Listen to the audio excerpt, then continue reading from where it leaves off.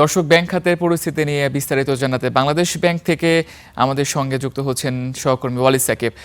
ওয়ালিদ, এই যে বাংলাদেশ ব্যাংকের প্রতিবেদনে চতুর্থ প্রজন্মের ব্যাংকগুলোর কথা বলা হয়েছে, তাদের খেলাপির কথা বলা হয়েছে, কোন ব্যাংকগুলোর খেলাপি সব থেকে বেশি এবং তাদের ঋণ আমানতের অনুপাত এখন কত?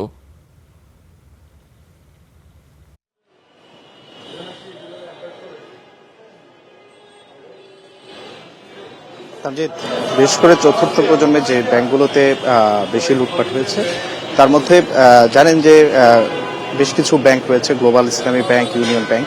এই ব্যাংকগুলোর আসলে বিপুল পরিমাণ ঋণ খেলাপি। কোনো কোনো ক্ষেত্রে চতুর্থ প্রজন্মের যে ব্যাংকগুলো রয়েছে সেগুলোর কোনো কোনো ক্ষেত্রে 90% বেশি ঋণ কিন্তু খেলাপিতে পরিণত হয়েছে।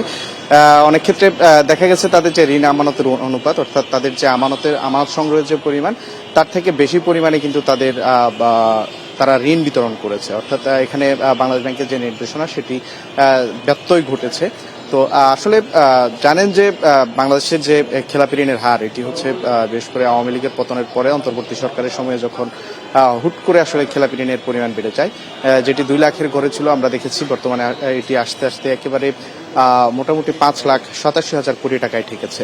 তো এই বিপুল পরিমাণ খেলাপি ঋণ কিন্তু অন্তর্বর্তী সরকারের সময় বা হচ্ছে বর্তমান সরকারের সময়ে যে ঋণ বিতরণ করা হয়েছে সেখান থেকে না, মূলত হচ্ছে বাংলাদেশ ব্যাংক বলছে যে আগের সময়ে যে ঋণ বিতরণ করা হয়েছিল সেখানে যে খেলাপি ঋণগুলো ছিল সেগুলো আসলে লুকিয়ে রাখা হতো, অর্থাৎ গোপন করা হতো প্রকৃত তথ্য, যে কারণে সেগুলো সামনে আসেনি। কিন্তু বিশেষ করে হাসিনা শাসনামলের যখন পতন ঘটে, এরপরে অন্তর্বর্তী সরকার এবং বর্তমান যে সরকার রয়েছে তারা আসলে প্রকৃত তথ্য আসলে প্রকাশ করছে, যার কারণে ওই সময়ের যে লুকিয়ে রাখা খেলাপি ঋণগুলো ছিল সেগুলো এখন প্রকাশ্যে আসার কারণে আসলে বিপুল পরিমাণ খেলাপি ঋণ আমরা দেখতে পাচ্ছি।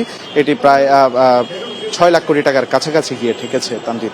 আর আপনাকে একটু বলি যে আমাদের বিশেষ করে কৃষি ঋণ যেটি রয়েছে, কৃষি খাতে যেই ঋণগুলো বিতরণ করা হয়েছে সেই ঋণের বেশিরভাগ কিন্তু সেটি আশঙ্কাজনক হারে কিন্তু বেড়েছে। গত বছর মার্চে, অর্থাৎ 2025 সালের মার্চে, যেটি 4% ঘরে ছিল, মোট ঋণ বিতরণের 4% যেখানে খেলাপি ছিল, সেখানে আমরা এবার দেখলাম যে বাংলাদেশ ব্যাংক যে প্রতিবেদন প্রকাশ করেছে সেই প্রতিবেদনে বলা হচ্ছে এবার প্রায় সেটি 30% ঋণই খেলাপি, অর্থাৎ 26% ঋণ কিন্তু 1 বছরের ব্যবধানে খেলাপি হয়েছে কৃষি খাতে।